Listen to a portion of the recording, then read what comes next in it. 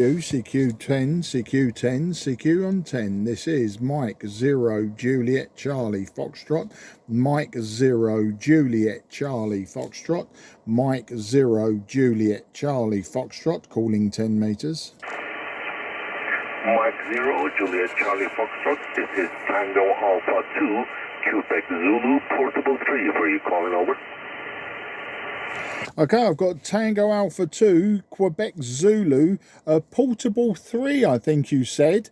Very good morning to you. Very loud audio, but no signal. Very, very interesting today. No signal, so you are 5 and 1, just 5 and 1, but a great audio. My name is Mark, that's Mike Alpha Romeo Kilo, and I'm just 20 kilometres south from the City of London. Back to you, sir. TA2QZ / Portable 3. This is M0 JCF. Roger, Mark. Yeah, thanks a lot. It is really interesting, but because, well, you're 5 and 9 with me, coming pretty strong, solid and clear, loud and clear, here in the west coast of Turkey.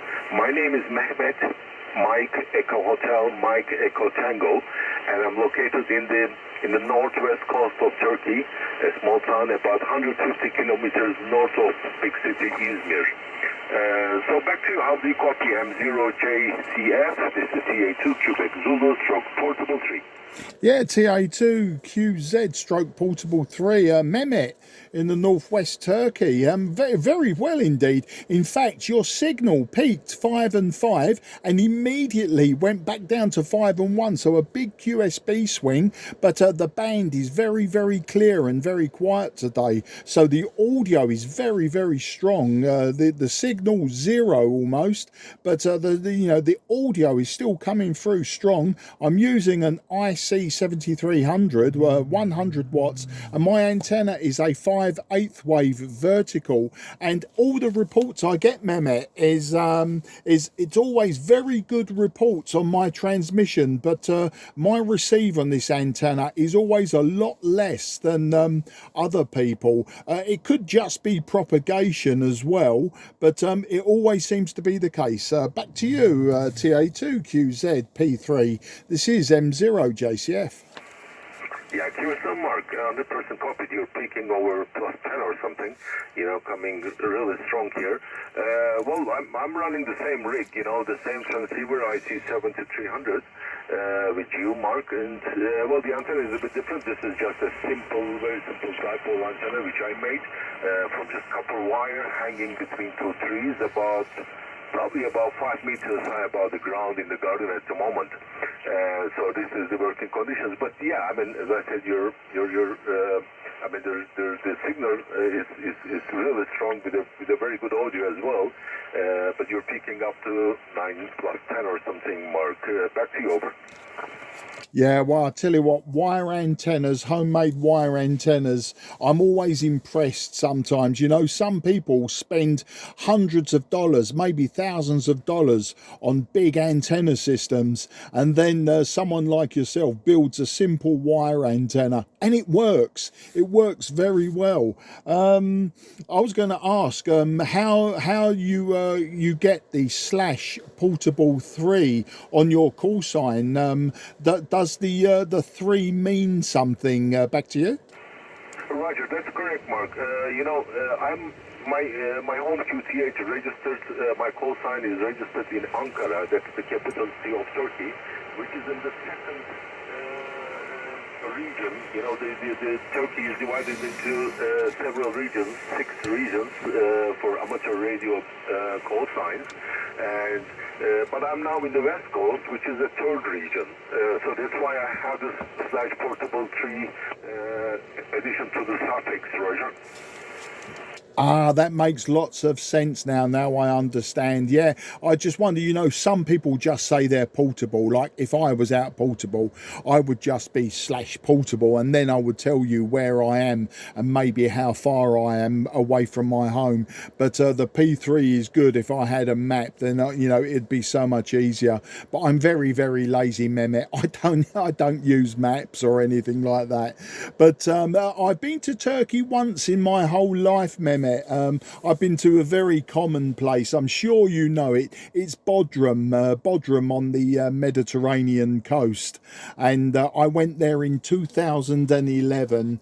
And, you know, I've been to many, many countries in my lifetime, but only once I've been to Turkey. But, you know, it was a fantastic holiday. I was there with my family and some friends. There were 3 families that we visited there. Now, my friends go to Turkey all of the time, and they said, you should come, you should come. So we did. We went there, and as I say, I went to Bodrum and only for 2 weeks. And in fact, it was just less than 2 weeks, maybe 10 days. But, you know, it was a good time. And I can honestly say now that I have actually seen your country. Back to you. Roger. Well, yes, of course, I know Bodrum. You know, it's pretty famous. But other than that, I also visit Bodrum, or I used to visit pretty often, for 2 reasons. One of it is because I'm a scuba diver and I actually am an instructor. So in Bodrum, there are a lot of diving boats, and we used to go there for just diving. A lot of friends there who have diving operations there, so we used to visit them and go on the diving trip on a weekend or a long period of time. And the other reason is, you know, we used to, at the point of time, we used to have a training course, which was one of the courses. And it was anchored in Bodrum because we used to live in Ankara, and there was no sea there, so obviously it was just Anatolia. And we were anchoring our boat in Bodrum, you know, in a marina which is in the city center, almost in the city center, just below the castle. I don't know, maybe you remember the Bodrum castle there. Well, the marina is just next to the castle, and our boat was moved there. So we were going there, I don't know, as much as we can during weekends or any holidays we can grab, and we can, whenever we can escape the office, we used to go there and sail around Bodrum, sail to some of the closed Greek islands and stuff like that. So yeah, Bodrum is very familiar to me, and there are a lot of people from England there. Actually, permanently living Turkish people do it there too. You know, they have a lot of homes there, and other than just being, you know, coming a couple of weeks or so, they spend, I don't know, maybe the whole year or maybe most of the year in Bodrum. So I know these kind of people, and I used to work as a diving instructor in Kalkan, which is close to Antalya. And in that boat, diving boat, you know, probably 80-90% of our guests were from the UK. So back to you, Mark. Oh, absolutely superb, and interesting actually that you say you're a scuba diver and instructor. That one other thing that I have done, I've only been scuba diving a few times in my life, but my biggest scuba diving adventure was on the Great Barrier Reef in Australia. I scuba dived there twice, once from the town of Townsville in Queensland, and once from the town of Cairns in Queensland.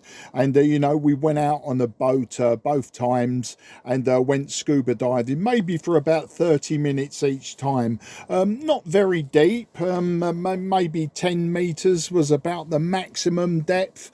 After that my ears hurt too much, but you know, it was good to see, it was good to do. I used to be, when I was a very much younger man, I used to be a qualified lifeguard. You know, I was actually had the qualifications to be a lifeguard if I wanted to be. I never did it commercially.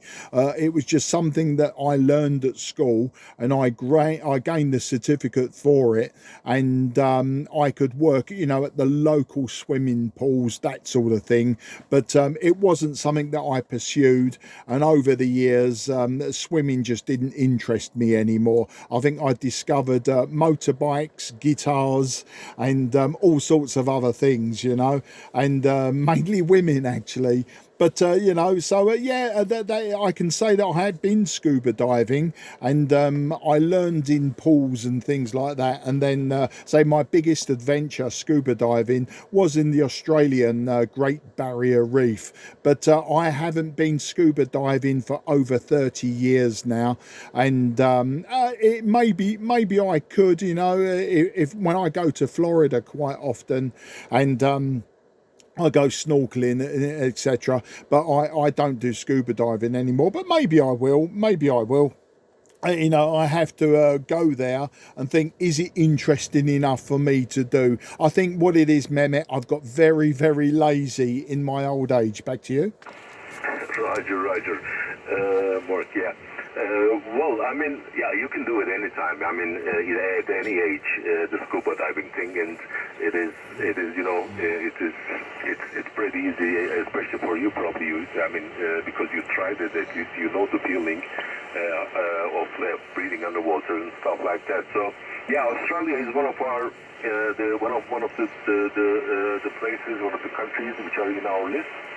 We've been to many places around the globe, you know, Indonesia, Malaysia, Philippines, and Maldives, and Caribbean, but not to Australia yet. Well, I'm saying yet. I don't know if we'll be able to go there or not, but yeah, we'll see. Maybe, you know, my wife also dives, so we do the diving together, and we organize our trips together. So, well, hopefully one day, but it's not a plan in the near future at least. But let's see, because it's one of the places on every diver wants to go. You know, it's kind of a mecca of diving, and you need to go there. And yeah, you know, I'm looking at your charts at that pace, and I see somebody on a motorcycle. I don't know if this is you, on a fast motorcycle actually. I also like motorcycles too. You know, I have a couple of bikes, but they're all small. I mean, they're smaller than that, and they're not that fast. And I usually get on a enduro type of bike and just go around. And I really like it with my wife. We just pack our bags sometimes and just go around. And if you know, but this one looks really fast bike. Mark, back to you. Yeah, very interesting you could say that. I don't ride on the road anymore, Mehmet. I gave up riding on the road after my last accident. It was caused by someone else, and I broke my collarbone and 2 ribs. So I decided not to ride on the road anymore. That was back in 2004. So it was actually 20 years ago. 20 years ago in March that I had that accident, and I said, no more, too dangerous. But that bike you can see in my QSL card, that was my drag racing bike. So it was the quarter mile, standing start quarter mile. And I built that bike. Originally, it was a Suzuki GSXR 1100 Lima.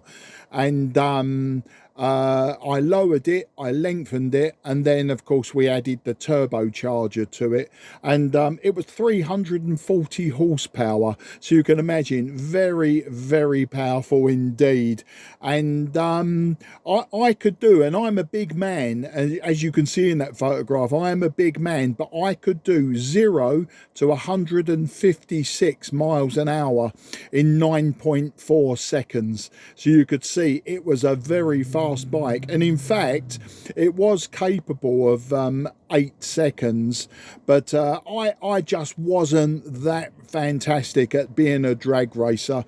And if you go back through the years, Mehmet, I've raced in several disciplines. I've done the drag racing. I actually finished drag racing in 2016. My youngest daughter also drag raced a motorcycle, and we concentrated on her drag racing. Of course, now she's given up. She's 24. She's given up. But before I was drag racing, I did road racing as well. My local track is called Brands Hatch International Raceway, and back in the 1980s I did race at Brands Hatch and a few other tracks around the United Kingdom on a Yamaha, or several Yamahas. And then before that I did Speedway, which is the short track oval and I did speedway for a short time before that. So yeah, I've ridden lots of motorcycles over the year, but once again, I don't anymore. The roads in the UK are far too dangerous, and you know, the last accident worried me slightly, and now I've got no interest really in riding on the road. And maybe I'll get another one for the track just for fun, but not for competition. Back to you. Yeah, I got that. Yeah, I can understand, Mark. I mean, if you have that accident,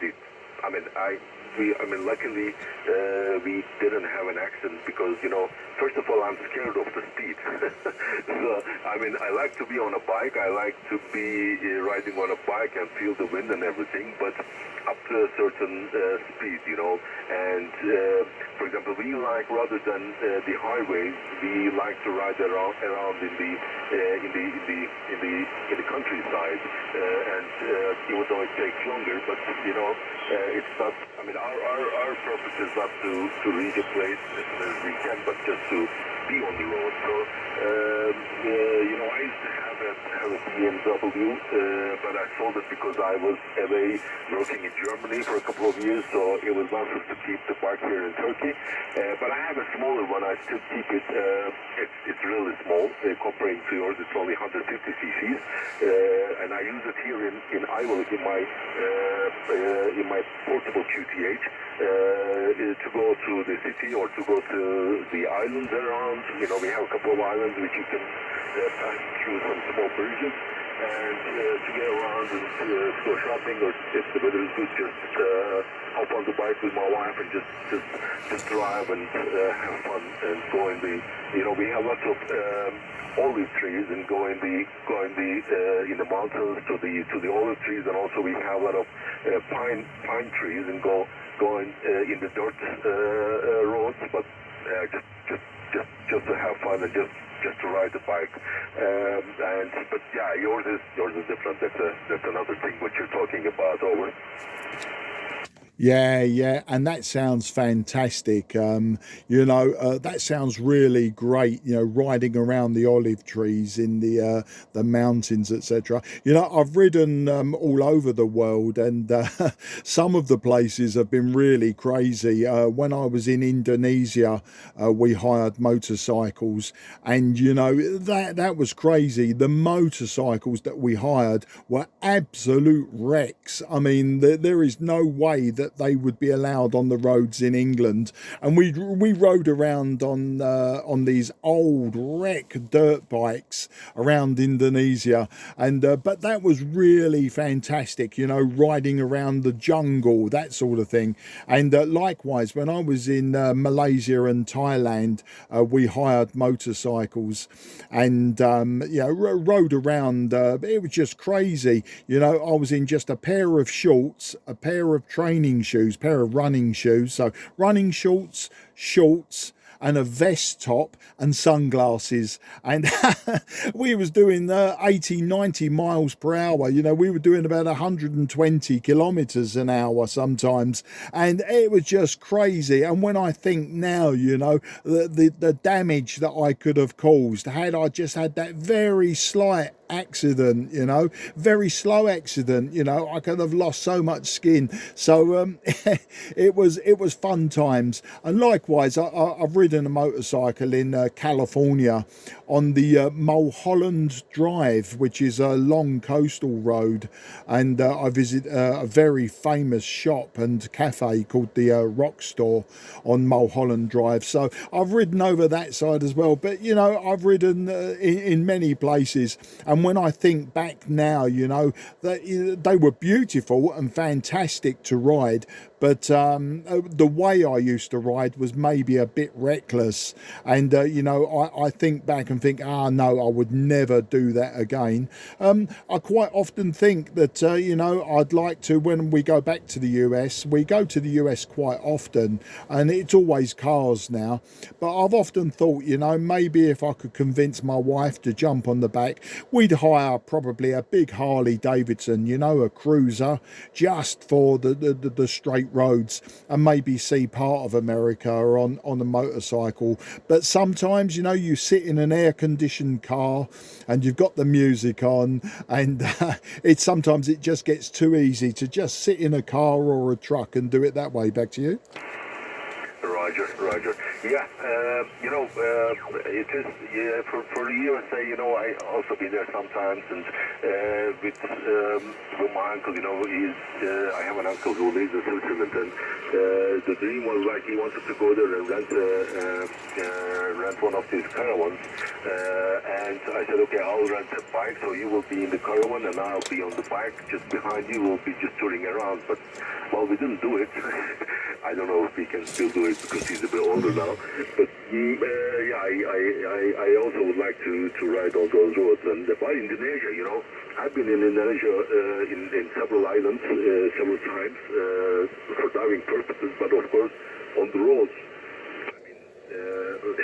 It's a bit different there, you know. So many people, so many traffic in this narrow streets, and you know, so many small bikes, you know, hundreds of bikes around, and they're just beeping around, and yeah, it's a bit different. I never rode any bikes there. We used to rent bikes only in Greek islands when we go there without our bike. Sometimes we just take our own bike on the boat, but sometimes we just went there with the ferry and rented a small scooter there, and again just ride around in the islands because they're pretty quiet, especially in the off season.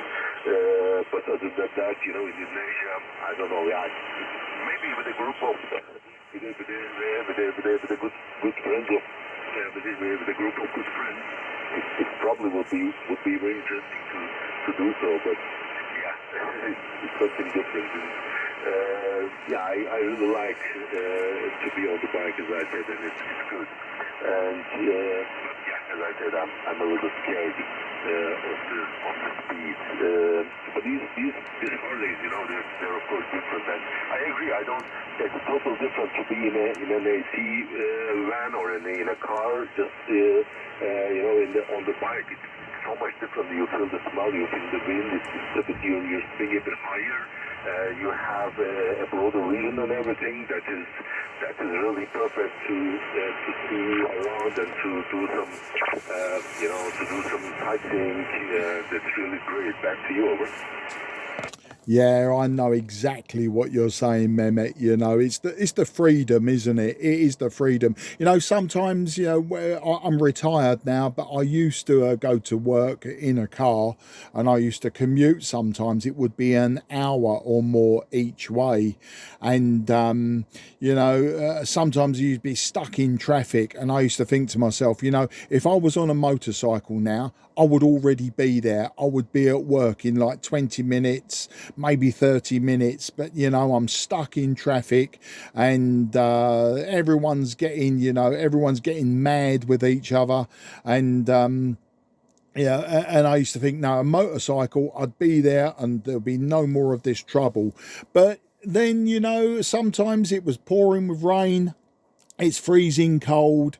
And, you know, I'm sitting in the nice warm car, in the same traffic, but I'm in the car and the radio is on, and I've just got my thoughts with me, you know, and I don't know, it's very difficult. Anyway, listen, Mehmet, it's fantastic speaking to you, and I could go on forever, but a message has just popped up on my mobile screen. My eldest daughter, I'm doing some paintwork to her car.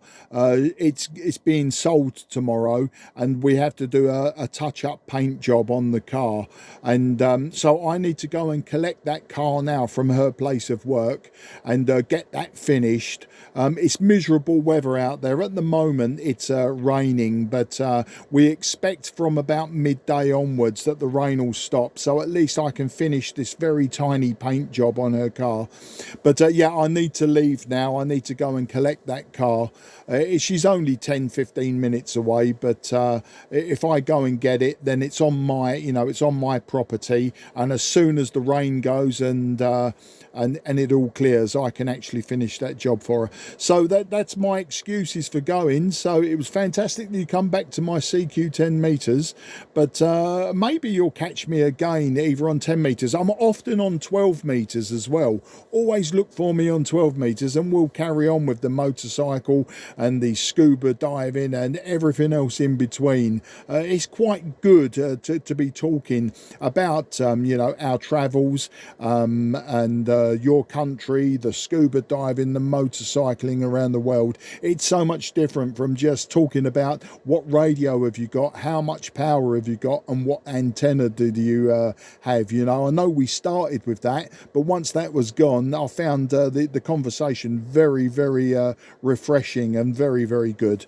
Mehmet, I'm going to wish you very best 73. I will listen for any finals, and then I'll release the frequency. If you'd like to take it over and call CQ, please do so. Otherwise, I'll leave the frequency free for use. All the very best, and 73 to you and the family, and take care, and be safe with that scuba diving. As I say, the very first time I ever did it, I think maybe I panicked slightly. As you say, once you go under the water, and it was very, very weird to breathe underwater. I did it in a swimming pool to start with. Now, the first time I ever did scuba diving was in a swimming pool, and it was just so strange to put your head under the water and to continue breathing. It was just, your mind says, no, you'll drown. But then, after a few seconds, the panic goes, and it's all good.